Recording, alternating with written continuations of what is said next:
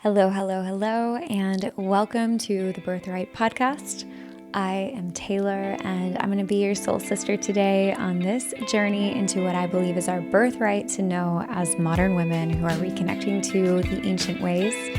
And today I am so excited to have a very special guest on the podcast. Today we're going to be speaking with Sara Kidwell, who is a holistic executive women's coach. She helps high capacity women leave hustle culture behind and create a more expansive, soft, and juicy life.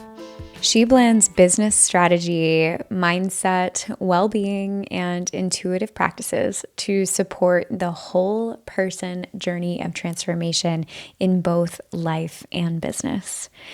In today's episode, we are going to talk about friendship as an adult woman, which in full transparency, I have struggled with. And in the episode, I am pretty vulnerable about my own experience with it.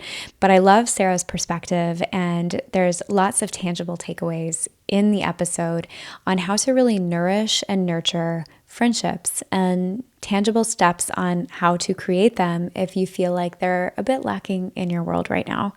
So with a big old wide open heart, I am sending you all lots of love and happy listening to this episode with Sara Kidwell. All right, everyone, welcome back to the Birthright Podcast. And today I am so excited to introduce our guest, Sara Kidwell. She's the founder of Solo Together and also a dear friend and sister of mine. Sara, I'm so happy to have you on today. How are you? Oh, I'm doing so good. So glad to be with you, Taylor. This is wonderful. Yeah, thank you so much for being here. I'm just really excited to dive in with you today on the topic of belonging, of sisterhood, of loneliness in this crazy world that we live in. Sara and I got together a few weeks ago to talk about this and what we would discuss on the podcast today. And this topic seems very timely because loneliness is at an all-time high, and really just want to give a voice from someone who has just many, many years under her belt of working with women, and especially high-powered, high-functioning women. Right, Sara? That's a lot of who you're working with are really high-functioning, successful women. Is that correct? That's right. Yeah, I love to say high capacity. High Um, capacity, I like that. these are women that are excellent at what they do. And I work with them in a way to help them create a softer life for themselves because so many times they are in that hustle and grind mode, which I was also in at one point. So that's Mm. definitely who I work with. Okay. Awesome. Well, that's a great transition because I want the opportunity to get to know you a little bit more for the listeners here. And you come from just a badass corporate background and, got over 25 years of experience under your belt.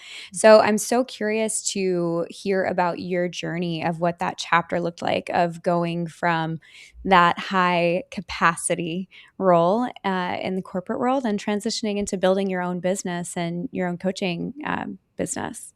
Yeah. I would say my background in corporate is varied and also had a focus later in my career around corporate wellness. And I went into my last corporate venture was going into a startup P&L in Nashville. And I was there for 6 years. It was very much a be scrappy, not crappy type of environment, which I thrived in. I had a lot of autonomy. We created a beautiful trajectory over the course of 6 years and grew to 70 employees and 20 million. And it was in so many ways a wild, beautiful ride. And in other ways, it was so out of alignment.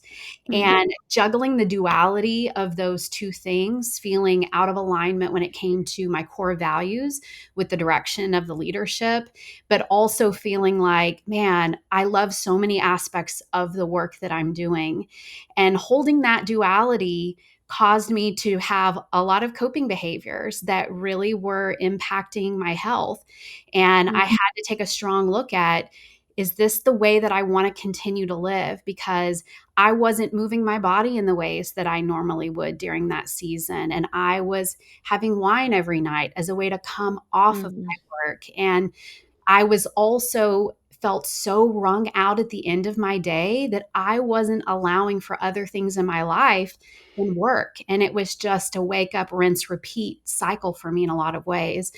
And so I realized I needed to eject myself from that world. And when I did that, I left and created a softer life for myself, a life that it feels night and day different, the life that I live now from the life that I was living. And I wanted to create a life that was in alignment, but also still in abundance, also Mm-hmm. still feeling in flow, but full of ease for me. And through that work, I was able to help other women do that. And now that's what I do full time is help women create that softer life that's full of abundance. So I've been through Mm-hmm. a couple major reinventions in my life, this last one being very powerful. And that's allowed me to create this business where I help women do the same. Mm-hmm. Yeah, beautiful. I have a lot of questions around the softness. So, because, for me, I came from a very high capacity making, almost $1 million one year, like just working myself to the bone and also adopting a lot of those same coping mechanisms that you touched on that you've been through. And I just feel like, for me, the transition from being in that super high capacity, high functioning into softness has been really hard.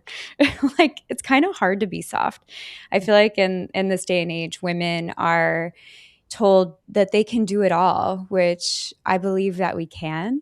But I'm curious about your perspective on like where do you think that pressure to do it all actually comes from for women, and how can we still do the most while being soft, if that makes sense? Wow. I probably want to answer this in so many different ways. So many things Yeah. are coming up all at once for me. When I think about the corporate world and how it was built, and the very, whether it's like the 8 to 6 p.m. schedule that a lot of people work, or even beyond that, and you get home and you're checking emails, and it's just this Monday through Friday, just constant on. I feel like that was probably born out of how men operate. Men Hmm. operate on a 24 cycle when it comes to their hormones and their testosterone, whereas women operate on a 28-day cycle with our hormones and our energy and things where we rise and fall and have different levels of energy through that. And I think that that's where the softness comes in. We have masculine and feminine parts to us, but that just constant rinse repeat cycle is a very masculine way of going about life. Whereas I think that feminine way of let's have seasons, let's be a little Hmm. bit more in flow, let's be in tune with our bodies, that is not corporate, right? I mean, we are being Hmm. asked to operate in a way that it's high demand. And part of that, a lot of times, feels very masculine. And can we do it? Absolutely, we can do it. We are such badasses at being able to show up, be incredible, do the work, um, be powerful in what we do, and also empathetic. I mean, women are absolutely incredible in the corporate world. The way that we hold space for people, it's if I know that you probably know this, and I'd love to hear this from your perspective, Taylor, about just being in corporate, but I have witnessed so many wonderfully powerful women in corporate, but also it comes at a cost when Yeah. we operate with these cycles that feel ongoing. So I'll say that's probably part of my answer, but I'd love to hear from you actually on what that corporate environment was like for you. I mean, it was definitely contributing to me not being a soft girl. Like the whole time I was in corporate, I was on birth control and was totally disconnected from my cycle. And I think that's been one of the most eye opening things. I love that you took it in that direction because on the podcast up until now, I've been doing a whole mini series on the menstrual cycle and really feel it's part of my mission to share the importance of connecting to that with women. But yeah, when I was in corporate, it was just a very draining, but I was being rewarded, right? I was getting a ton of money. So I was like, if I'm going to make all this money, then yeah, I'll do it. And then I'll use wine. I will use partying on the weekends as my way to escape from the unhappiness of working myself to the bone. But what you're saying though, Sarah, is that there's a middle ground where women can have this softness and this strength and capacity to them all together. I believe so, absolutely. Mhm. I think so many times we compartmentalize thinking that that's going to be the thing that's going to help Mhm. us the most, right? Where we compartmentalize the work week and then the weekend, and then it's like, how can I Mhm. get through the week to get through to the weekend? And then, the Sunday scaries, and the things that hit, when Sunday night comes around and we're thinking about Monday morning. It's like, what would life be like if that was no longer a cycle where it was just Mhm. like, it was all enjoyable in a way? Is that Mm. possible? Can we get to that place where we go through seasons of creativity? We go through seasons of a little bit more rest. We go through seasons where we feel like I've got so much energy. It is go time. Mhm. And I think that can be a really beautiful thing once we get into it and we are integrated and we bring on all parts of us, heart, mind, body, and soul. When we're able to show up fully in our life and work is just an extension of what we're doing in the world, right? In our life, maybe then we can be soft as we move through it.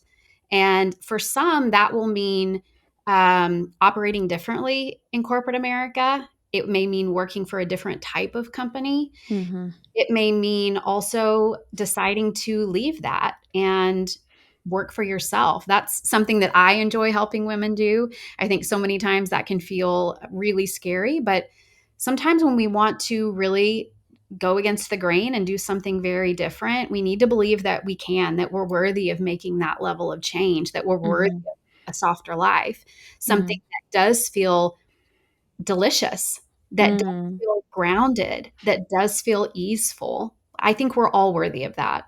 Yeah. I love those words. Mhm. Delicious, grounded, easeful. Is that what you would define a soft life as? Or maybe just, yeah, if you could give us a little bit more of an example of when you say soft, what does that actually mean to you? Because I know that's a big foundation of how you've built your business. Yeah. Yes, and I would say those words would ring true, the delicious, Mhm. right? The Mhm. grounded, the full of ease. I think it's about being joyful. I think it's also a huge part of it is about being in our alignment. And we need to, in order to create a softer life, we have to actually feel our feelings and actually be tuned in with how we feel all throughout our day so that we can actually be tapped into our intuition, so Mhm. that we can actually be moving and knowing, are we operating in our alignment? And all of Mhm. that contributes to living this softer life, one Mhm. that doesn't feel full of struggle, where we're not just constantly like white knuckling our way through life, Right. and hoping that it's all going to be okay, and full of so much stress and tension, but one in which we feel like we can exhale, like our bodies aren't gripping and full of that tension all the time. Mhm. That softer life, I think it is. I think it is hard to make that switch. I'll not say that it's easy, but once you make it, it is so beautiful. You won't want to go back to the way that it was before. Mhm. Yeah. Absolutely. Yeah, like I said, it was hard for me. It was really hard for me. I would say that now I've really settled in nicely to having a softer life experience and being really attuned to my feminine.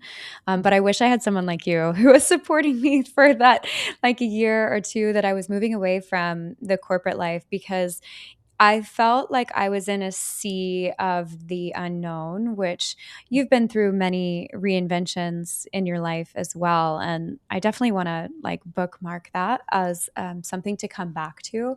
Mhm. But especially for us women who are really motivated and want to live an extraordinary life, that can mean we're very growth oriented, that we like new things, that we like to take on different challenges. And one thing that I've noticed with that for myself is it has led to a challenge with friendships and with feeling kind of isolated when you're going through these massive changes. And it was interesting. I was thinking about your business. It's called Solo Together. And Mhm. so, one, I wanted to ask you a little bit more about the name of Solo Together and where that comes from. Yeah. So that was born out of solo, meaning we are independent women. We are each on our own journey. We are each Hmm. powerful, but there is work that we were created to do together. We Mm. were created to heal in relationship. We were created to grow in relationship. And so part of the work that I do is I give women the opportunity to do that work with me one on one or in a group setting. Okay. And so that's where the name Solo Together came from. Okay. I love that. Yeah, because for me, I'm just thinking about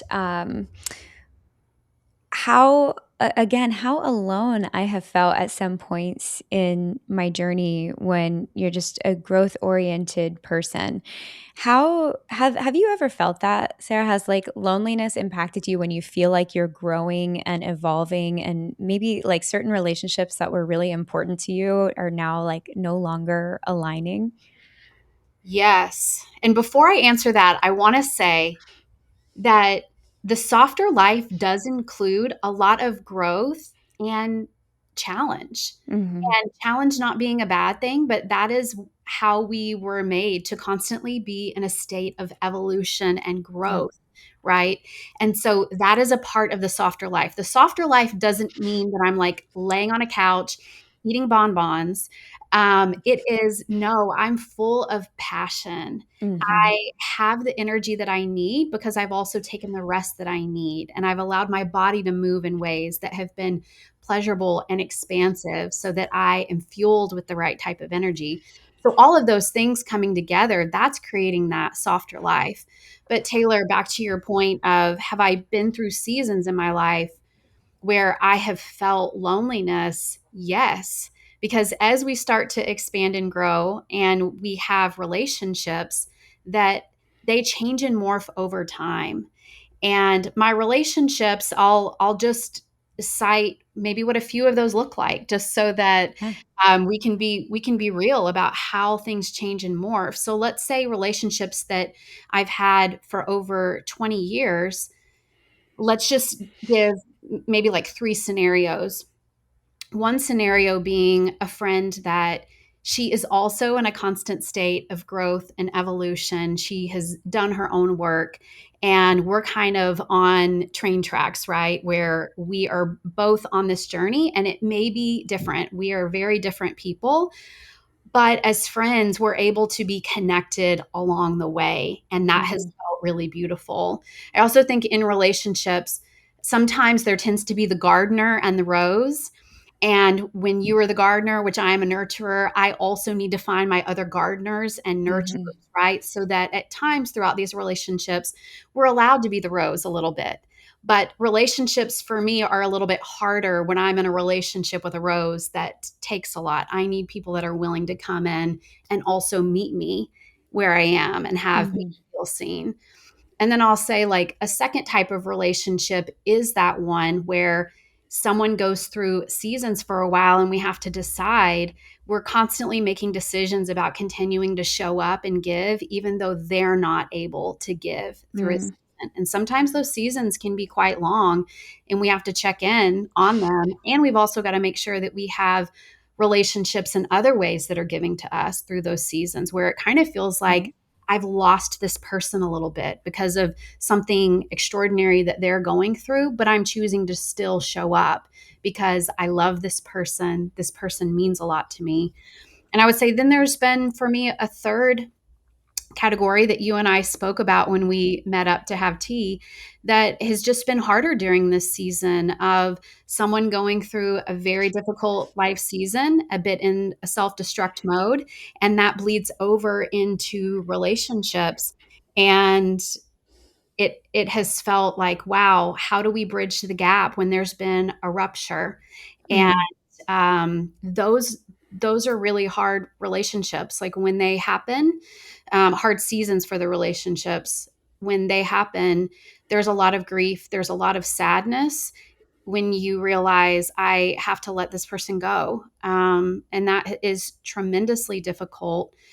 And sometimes the loneliest we can be is when we're in a relationship with another person where we are not feeling met, where we are not feeling seen. Mm-hmm.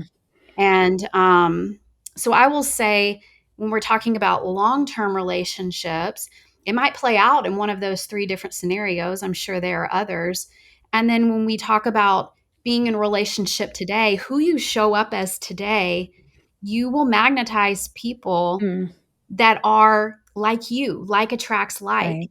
And so those are totally different types of relationships. I have been in Austin now for over a year, and I have been fortunate to build the most incredible community full of amazing friends that have felt so warm, so life giving, so juicy in every way, because I feel like where I am now is magnetizing people Mm, that are in this same state and energetic place that I am, right? mm-hmm. So there's a lot of room in all these relationships where um, we can look and say across all of them, our inner circle and then the rings that kind of go out on the different types of friendships that we have. But that's kind of how I look at it. And there are seasons of loneliness through relationship, and the relationships that we can talk through things, have great communication, be able to say, I feel unmet, or I didn't feel heard in this, or I wish that we were closer during this season, whatever that it is. I think those are beautiful relationships that you can work through and grow over time. Mm.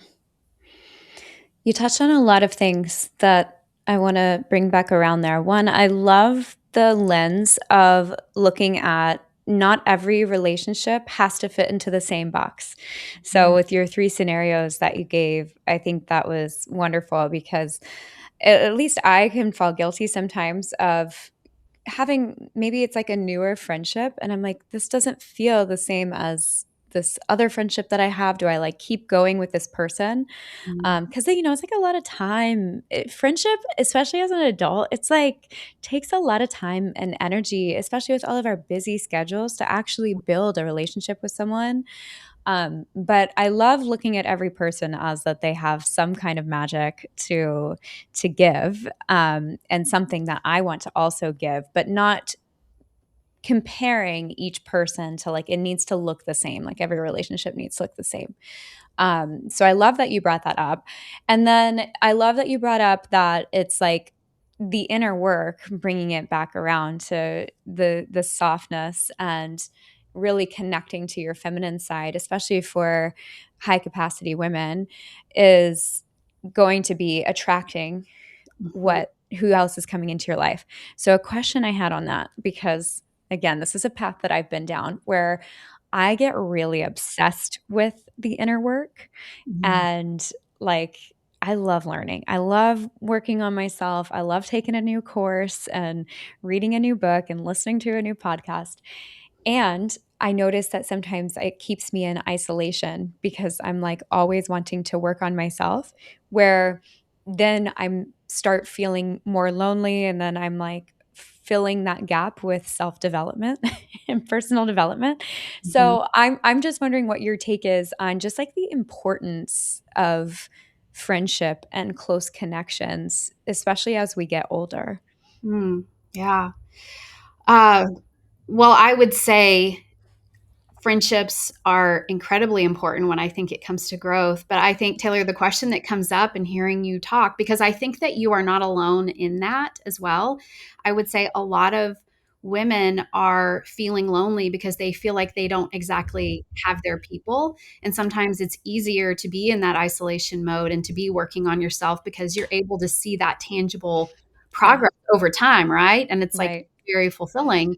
And friendships require a lot of time. I think there was a recent study. I don't want to quote the wrong numbers exactly, but I'm going to anyways. Which I think it was about 200 hours of spending time with someone in order to develop a really deep friendship. Wow. And Okay.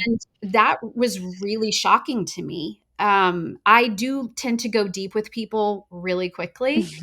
And that's how I operate. I want to know someone and I am okay with being known. And so that's how it's like, okay, let's create this deep friendship and how many touch points along the way and how does that feel, and like checking in and know these relationships don't need to all look the same and they give us different things. But Taylor, I would ask you, like, as you're in this growth mode and you're digging into your work on yourself, do you enjoy sharing that with other people? Is it something that, how do you capture that when you're doing the deep work? I definitely enjoy sharing it with other people. I mean, I love every time I'm around community, I leave feeling much better. But sometimes I just find that I have a little bit of resistance in just like getting myself there, especially when it's with a newer group of friends, because I'm gonna be really honest with you, Sarah. Like, there's I feel so protective of my time and my energy, and I just am doing so much work. I feel like I have this kind of sense of if someone hasn't and like the energetic field is just not aligning, I'm like, peace out. I'm out of here. But I find that it ends up in me kind of being isolated more than I would like to be. And I have a lot of friends, but not a lot of like, this person knows every single thing that's going on in my life. And like, I know if I was in a pinch, I could pick up the phone and call them. Mhm. Um, I think that's been my hardest. My biggest challenge has been I love to go deep with people quickly too. Um, but I don't know. It's been kind of a mystery to me my whole life. I think I have some wounding around friendship from my childhood. My parents, they are wonderful people, but they don't have friends. They literally do not have friends except for the neighbors that have lived next door for many, many years. And they are fine with that. Like, I never had the experience of the village and the community. And now I am seeing the importance of that more and more and more. But I'm finding that I'm more curious about what is that key to creating a lasting relationship. I find it so easy to drop in deep with someone, but then I'm like, but then the follow up and continuing to keep nurturing it is where I get maybe a little lost sometimes. It just seems different as I get older of navigating that world, and the world outside is getting more and more lonely. I feel like loneliness is an epidemic. Would you agree? Like, are you seeing that a lot with the women that are coming into your containers? Are they feeling maybe a little bit more lonely these days?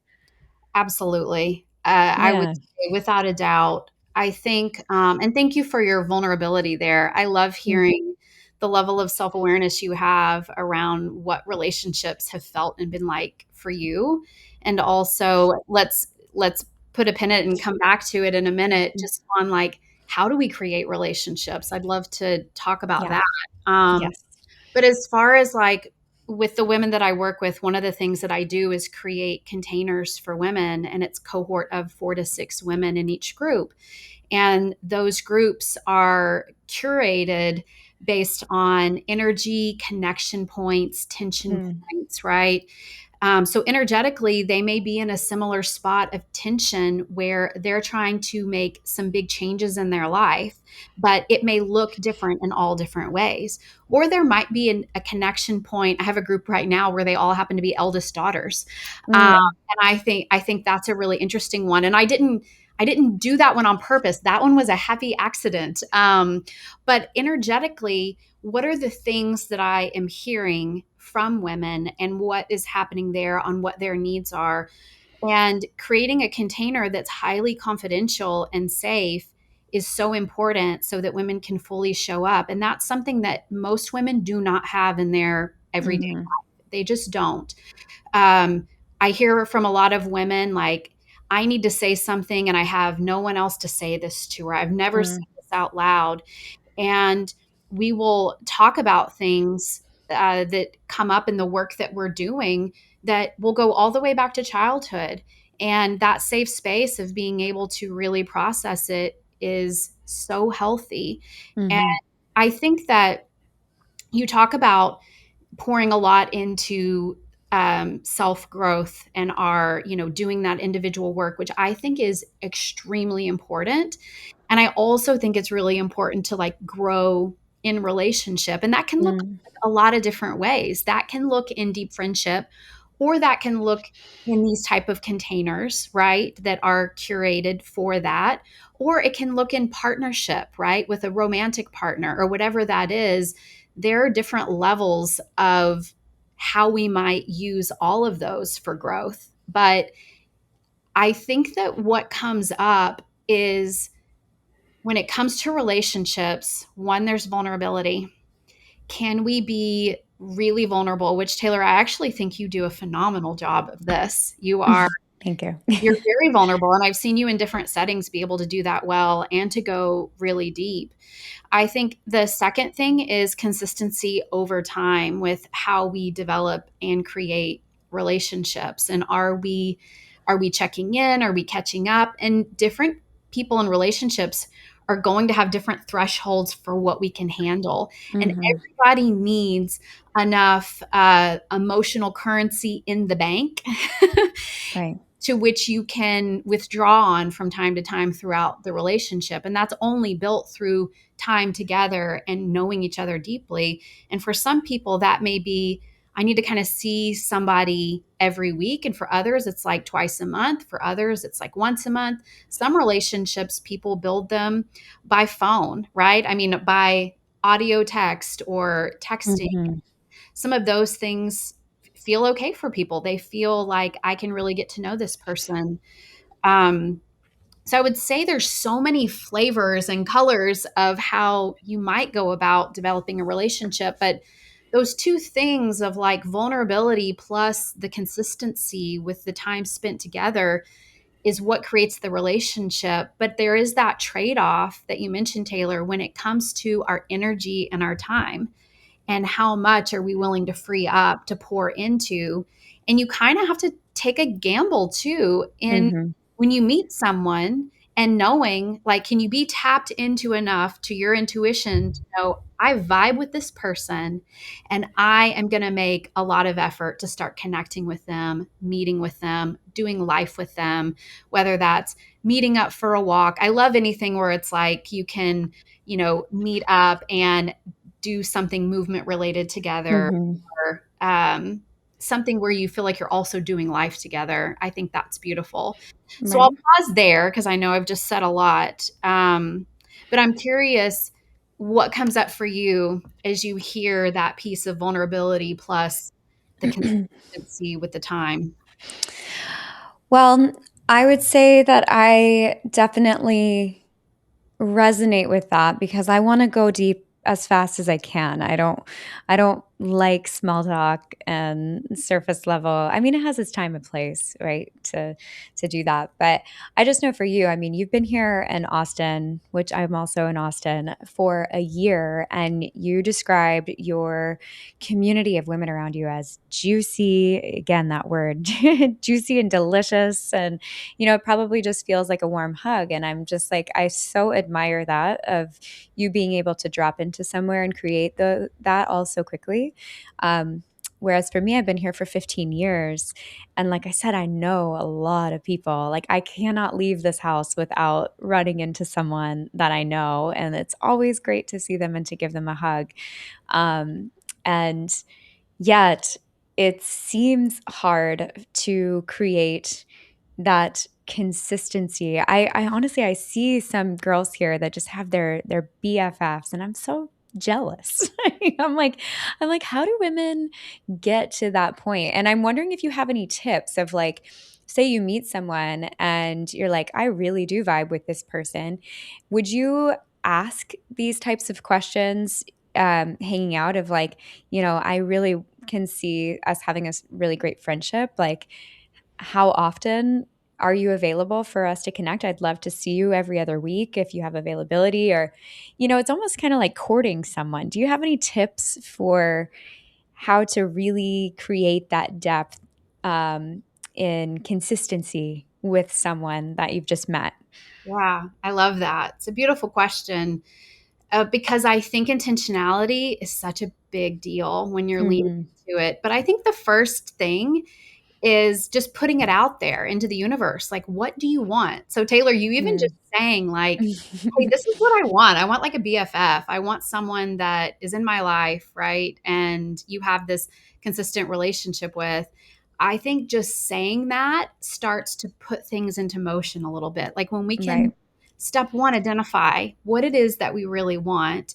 And then we can call it in. We can figure out, if I want it, the desires of my heart are ready to be met. I'm ready to call this in. And so I think the intentionality next is when you meet someone and you're like, ooh, I really vibe with this person. I'll tell you kind of how it happened for me over this last year.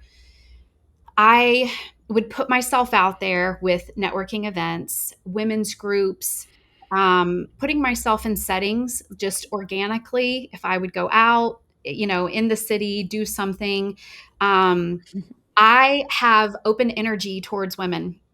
Mm-hmm. So and by that, I mean, I am welcoming, I am open. If someone wants to talk to me, I want to get to know you and I want you to feel welcome with me. And if we vibe, I will make an intentional point to be like, hey, I'd love to exchange numbers with you. I'd love to meet up for a coffee. You can instantly tell, is someone up for this? Are they into this? And then you're texting later. They will make a plan with you. Great. You meet up for your next touch point, coffee. That feels great. Let's go take a walk here. What do you think about going to this event? One of the things that I do is I'm always going to events. I love, Mm-hmm. and I am an ambivert. So I am not an extrovert. It may sound like it, but I am not. I need a lot of alone time in order to refuel. But I do go to a lot of events because I do enjoy connecting with women. And I want, when I'm in person, to be open to the possibility of meeting so many incredible women. So Mm-hmm. um, back to like, how does that look? I will invite women to events that I'm going to and be like, hey, I think you should check this out for this reason specifically. The other thing is, I love to make connections for women. I love to say, hey, I learned about you. I know what you're doing. I know a little bit about what your goals are. And I think there's this other woman over here that I'd love to connect you with. Are you open to that? And then I love to do text intros. And in my text intros, they're very intentional. And I'll say, this is a text intro for, and I put both of their names, two amazing women. And I give a little bit of an intro about each one and the reason why I'm putting them together, right? And I may even Mm-hmm. share their websites or anything that might feel relevant there. And my hope is that they'll go grab coffee, they'll get to know each other. And I think that has created this web of women, this network of women that now I have these beautiful relationships. And so many of the women that I know each other. And it's like we got a girl gang, Mm-hmm. so many different areas. And that part feels really Okay. cool. But it's like, it does take a lot of effort for me to be, I'm texting, I'm checking in. And I'll also say this, Taylor, I'll be really honest. This woman that I met at a networking event, we were just like magnets to each other in the room when we met. We were like, we were meant to know each other. She is now a dear friend of mine. And we laughed that like the only reason, like it was worth the price of admission for that event, just because we got to meet each other. And at the beginning of the year, she said to me, she said, Sarah, I think what I want for our relationship is that we're meeting up every week and once a month we're going on an adventure together. Mm. And I said, I love that you brought this to me and I absolutely love the intentionality, but I have to be honest that I don't think that I can give you that rhythm. It's not going to fall in line with like what life looks like for me right now, but I do want to be intentional with you and I do want to have connections with you. And she was Mm. so receptive to that concept. And I'll tell you that one of the things that I've learned about being in relationship and friendships that I'll touch on, and maybe we want to go a little bit deeper, but there are some women that love to set boundaries. They've gotten comfortable, and I'm so proud of them. Like, I want women to be able to set boundaries. They have been comfortable setting boundaries, but they have not been comfortable receiving boundaries. Mm. And so there have been a few relationships over the last couple years that were no longer in relationship because they weren't able to receive a boundary from me. Though if you Mm-hmm. look at their persona, they're all about the boundaries, right? Mm-hmm. So it meant so much to me for me to be able to say, hey, I'm not able to give you that rhythm of meeting up that often, but I do want to be intentional with you. And I do want to have a relationship. And it's so meaningful to me for her to be like, hey, I hear you. I felt so met in that response. And I told her that. I said, you could have checked out and been upset with me for setting that boundary. And I love that you leaned in and told me that you were grateful for that. So, Mm. um, I'll pause there because I know that I've again said a lot about what that looks like when it comes to making friends, how I've done that, and then sometimes when it doesn't go how you hoped. Yeah. Yeah, so I'm hearing I have to get out of the house more. I admit I'm a bit of a hermit these days, and living with I live with my partner, and I also live with a woman who has become such a dear sister to me because of the proximity. It's like we have all of these in between moments where we're automatically hanging out, and so that's felt really amazing. But I love what you're saying about intentionality around magnetizing what you want, because I am a prayerful woman. I love praying. I sit at my altar every morning and pray for the people in my life, and I pray for my own future. I've got my little vision board right here. But I can't say, like, I've sat and prayed and asked for an aligned mentor to come into my life. But as you were talking, I was realizing I haven't actually asked for what I'm telling you, of bringing in just these really easeful sisterhood connections that run really, really deep. So I appreciate you bringing that, because I do think that there is a level of intentionality and just operating throughout your day and remembering to come back to, like, what is it that I'm calling in, or even thinking before I do leave the house and go to an event, of like aligning with that energy of like, I am open to meeting just my next sister tonight. Like, my heart is open, my energy is open. I think that I personally went through a couple years living here where my business was very social, and that's how I met so many people. Was I was always had my pop-up, and people would come talk to me, and I would meet so many people, and I would get like kind of burnt out on it and get to know a lot of people but not really know them.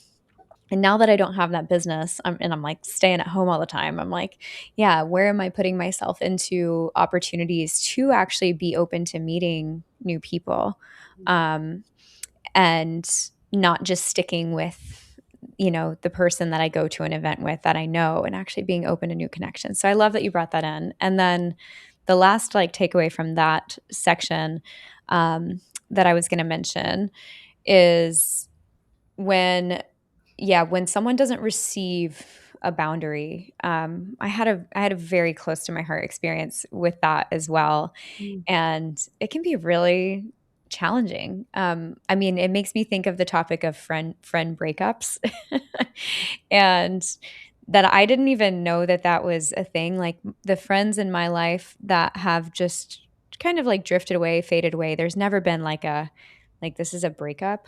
Um, but I was just wondering if you have any advice to give to women who maybe there is someone in their life that's draining their energy a bit more. Maybe they're not used to setting a boundary like that because they're worried that someone won't receive it.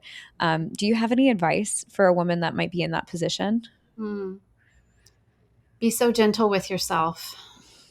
It's difficult to navigate, because we all just want to be loved, and we want to be seen, and we Mm-hmm. want relationships to feel like there's give and take and back and forth, and it feels very life-giving. And I would say, just to share a little bit about, add some color to maybe what it looks like, to then give a little bit more advice around it, is I what does it look like when you set a boundary and then someone is like they're not able to handle that boundary, right? I had a friend that was starting to leave longer and longer audio messages, to the point that it was like 18, 20-minute audio messages. And I felt like it was kindly and sweetly said, like, hey, I want to know you, but I'm not able to. I feel like I'm taking notes, right, on like what it is to be able to thoughtfully respond to all of this. And I'd rather have a call. I'd rather have communication in real time. And that wasn't met well. And Mm. so that relationship has fallen away, and I'm sad.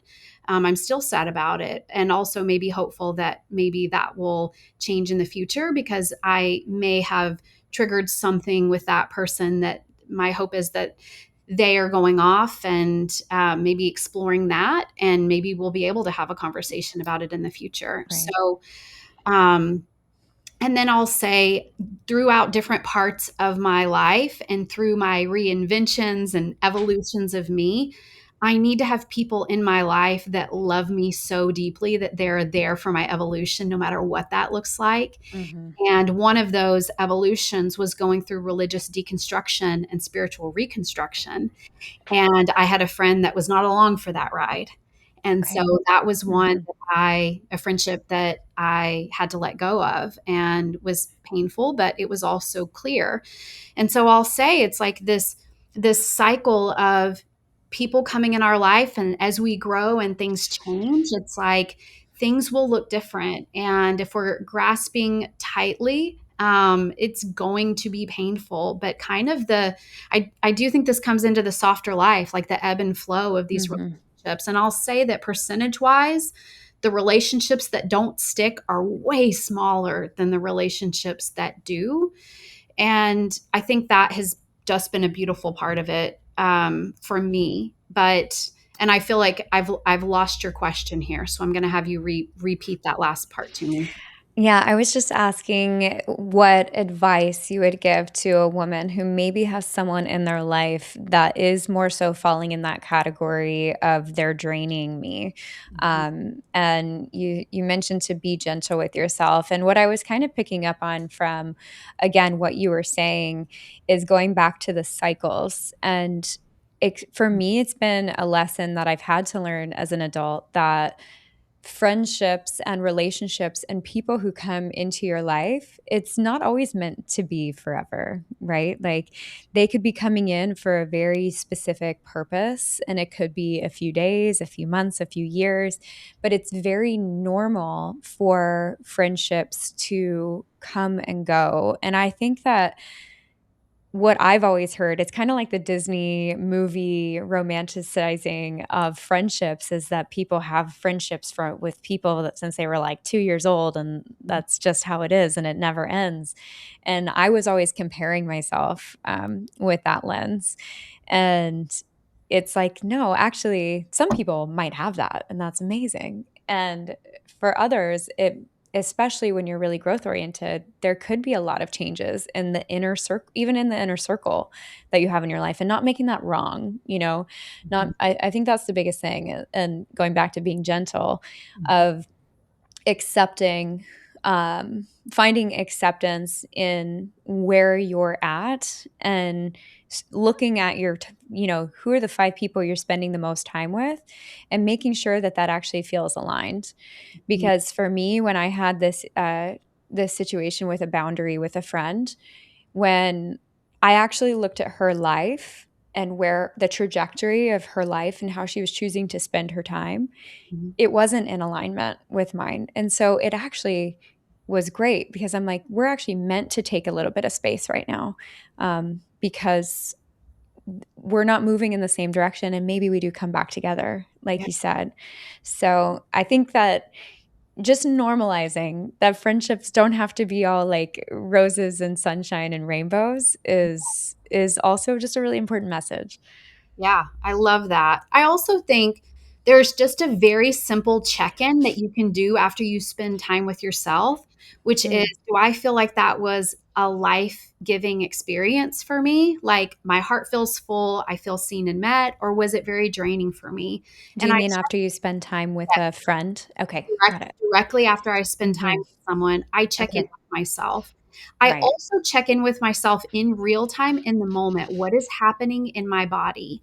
For Mm. me, if I have Mhm. a lot of tension in my thighs, that's letting me know that my nervous system is not regulated right now and there's something that's off and I need to pay attention to it with this person, Okay. right? Or Right. if my throat feels tight, am I suppressing saying something because I'm feeling Mm. something in my throat chakra? Like I am trying to tune into what is happening in my body when I am in person with people. And then as soon as I leave on that car ride after or when I'm back at my place, I check in and I'm like, how did that time feel with that person?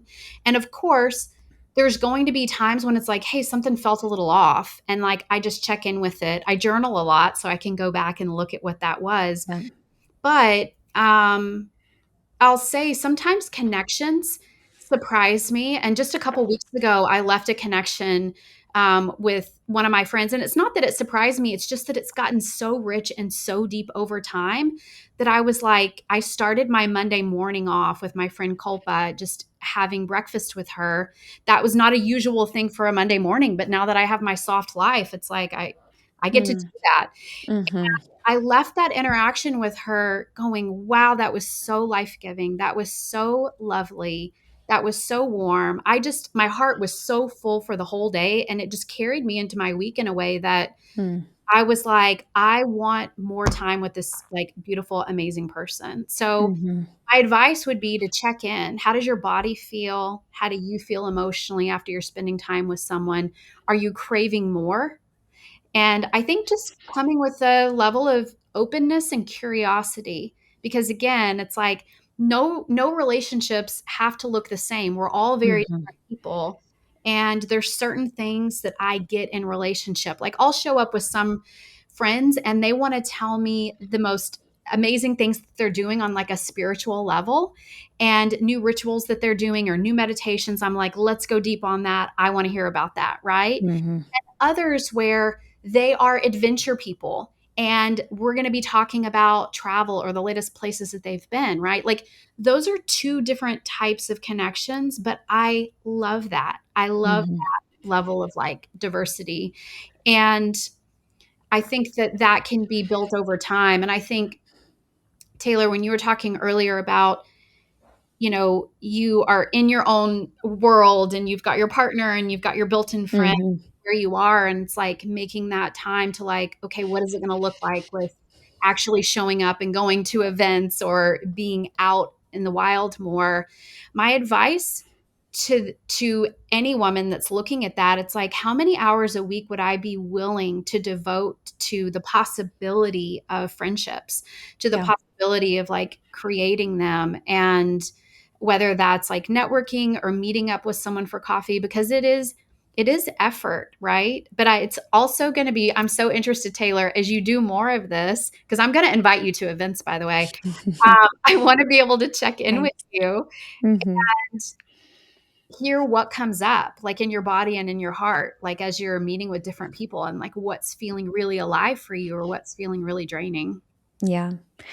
Yeah, and I'm certainly open to the challenge. I think for me, I'm like, gosh, I just feel like everyone who I know would be such a beautiful addition to what feels like my inner circle, that they're kind of like already just floating around. And it's really just been like a time, like, can I commit the time to it? And I think that's one thing I'm really taking away from our conversation today is making relationships beyond just my romantic relationship, because I have a ton of intentionality in my romantic relationship, right? We've got like 3 intimacy meetings a week. We have a date every Saturday. We have check-ins every Sunday. It's like there's so much intentionality in that relationship, which has led to us being best friends and getting to know everything about each other's lives.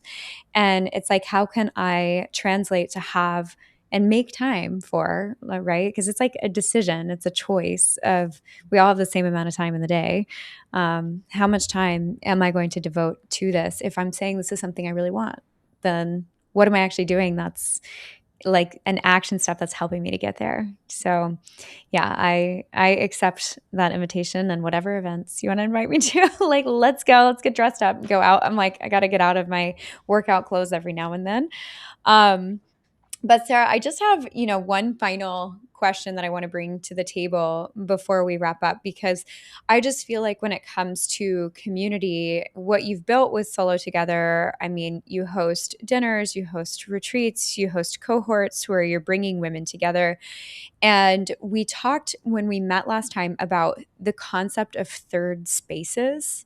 Mhm. And so I wanted to just ask you again on here, like, what is a third space, and how could that be something that we'll start to see more of in our society, and a place, something that could help women to build a deeper sense of community?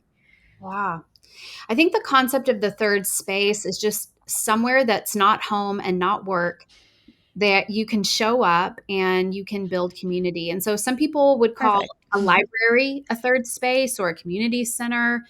Um, I think, in Austin, there are third spaces that are, places where there are groups that, okay, you can have a membership to be a part of a third space. I know there's one in Austin called Aurora House for Women. Mm-hmm. Yeah, I And love them.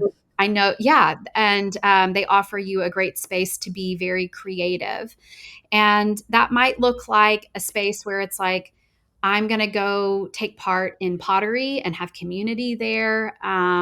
It probably could look like anywhere that you go where you can have an activity or just show up and be around other people. And Hmm. not exactly an agenda. It's not a restaurant in which you're, having a meal exactly, but it's just somewhere that's not home, not work, in which you're intentionally going to create some community.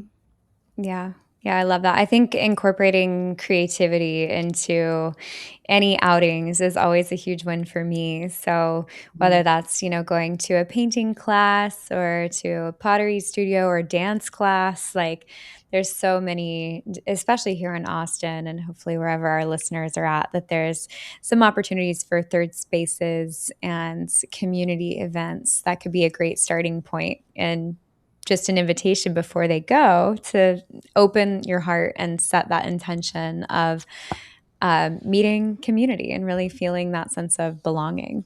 So, yeah. Right.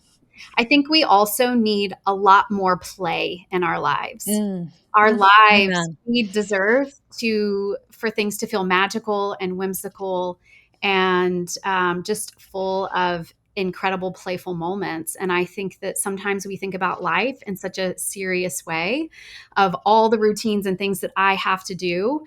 And where do we take time to just goof off in some ways, or play? And I love that sometimes that can challenge us with the right events, with the right people in our life that are also trying to, incorporate more play. I'll say that over the last month, I had a couple breathwork sessions that I did where the word play was like in all caps in my mind. It just kept Mm. racing through. And then last week, I met up with a woman, and she said, I was in a meditation experience and the word play just kept coming in so loud. And I said, Wow. well, this is super weird because it's coming in loud for me. So, that means we have to go play. Like, this is what we're going to do now, right? And I think we just need more of it. I think meeting up for coffee is great because it's intimate. You can sit down and all of that. But then there's other times where we need to just go have fun. Mm. Thank you for that reminder. I'm so curious, what's like your favorite way to play right now? Ooh, that's such a good question. Well, I love being in nature. One, Mm-hmm. because it's like, what can you uncover or see? Or even if you've done a similar trail 1,000 times, there's like always something. I'll say when it comes to play, I also think it's a mindset of bringing in like humor and being able to laugh a lot when you're with someone. And I love telling funny stories, hearing that from other people. And so being able to be in the playful spirit and be out in nature, I Mm-hmm. think is just a really delicious way to like be in life. And I think dancing is also a way to really tap into that, whether that's dance classes that, it's like you learn steps, that's one way. But I also love ecstatic dance, which is just very free and very flowing and very playful. Yeah, I feel like the little workout we did at Jevity was like the definition of play. Just we fully improvised. The instructor wasn't able to make it, so we fully improvised an hour-long workout class and pretty much ended up with an ecstatic dance. So it was super fun, and I just feel like that is just personifies all of you. I mean, just looking at you and your smile, your energy, it's so infectious and makes me, it just makes my heart feel warm inside even getting to speak with you. So it's just no surprise to me that you've really settled into community here and have found so many incredible people. Just because it takes a village. I mean, we are not meant to live life alone. Going back to the name of your business, Solo Together, like we are sovereign individuals, but really the village is so important. Like I had this really weird random wrist injury yesterday, and I've had to ask my partner to do a lot of things for me because I can barely use my right hand. And I was just thinking, like, if I didn't have him here, who would I be calling to help me? And like, that's just the village is so important when it comes to raising children, just being there for each other, like having someone to help you whenever you can't do something and being able to ask for help. It's just this topic has just been very alive for me right now. So I've loved this conversation today, Sarah, and feel like, I'm walking away with a lot of new things to think about in terms of my own intentionality, my relationship to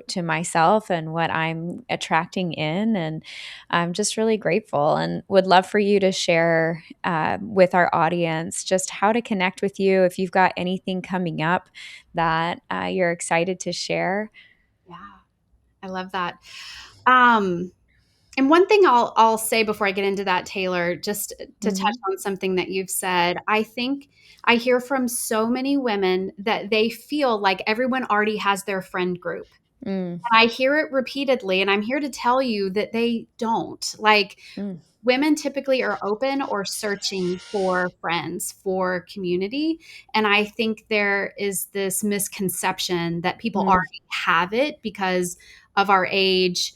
And that's just not the case. And mm, so I also think the other thing that I hear, I heard this past week with one of my friends who just had a baby, and she hurt her back and was like, I I don't know why I wasn't reaching for people, and I mm, really should have, and I knew that I had people to call on. And it's like we need to be in a relationship where we feel like we can and we're not bothering people, but that no, I have people in my life that would be so happy and joyful to swoop in when it's needed, mhm. right? Because I Yeah. know that she would do the same. And so I think that we have to be willing to take risk in relationship to actually we've invested in these relationships. There's times when we need to withdraw from those emotional bank accounts that we've filled up for this friendship, and we need to be able to say, "Hey, I've hurt my back. I'm on the floor with my baby. Like, do you mind coming over for an hour so I can go get a massage?" It's like, yeah, Mhm. I would love to do that for you, right? Mm, mhm. So, I just want to call out that like misconception and some of those things that I hear are happening. But when it comes to opportunities to work with me right now that I have coming up, I have two opportunities. One-on-one work that I do with women. A lot of times, this is helping women when they are creating a business or whether they are running a business and they're needing help with creating that softer life. And we're diving deep into business strategy and mindset and well-being, but also the woo-woo, and Mm-hmm. combining all of that. And then the second way, I have an opportunity coming up for cohort, and that's the group of 4 to 6 women. And that is a very confidential container.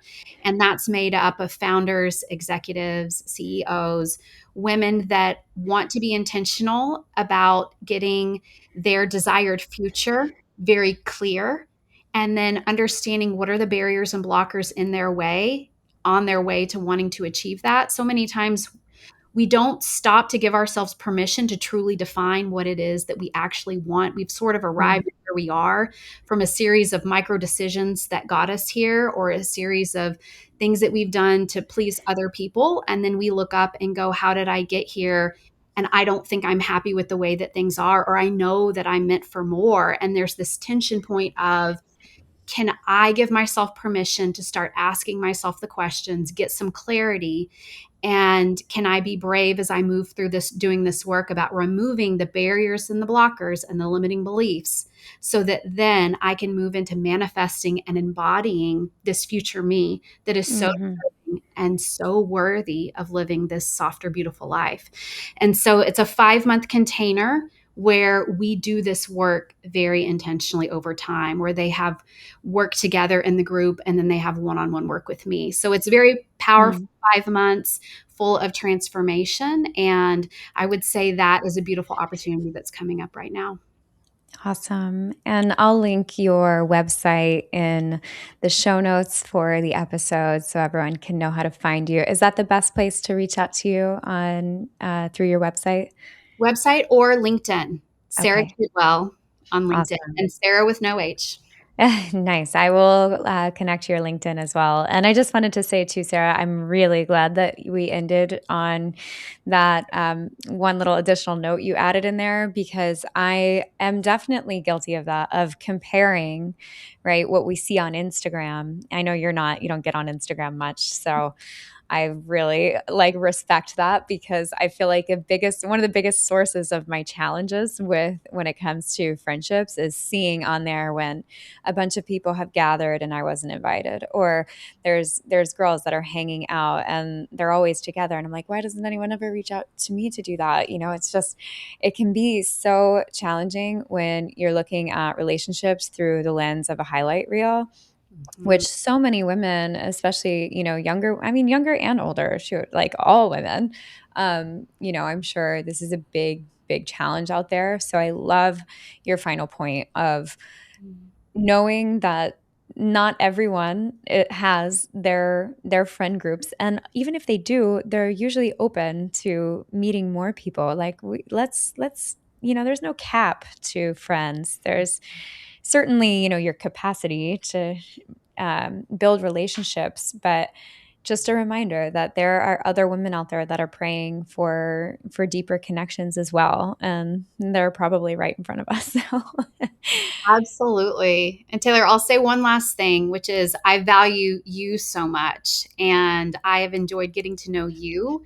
And you are a beautiful soul in person. And I'm looking forward thank to you. diving even deeper into relationship with you, because Mm, you are an incredible woman. And I love what thank you're you. doing for women right now and the events that you're working on and putting together. And I think that you are a magical creature.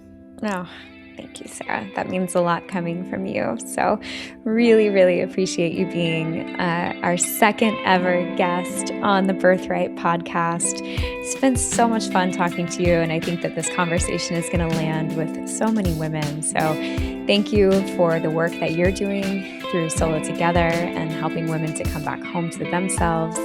And again, for all the listeners out there, check out the show notes. I will have all of Sarah's information there for you.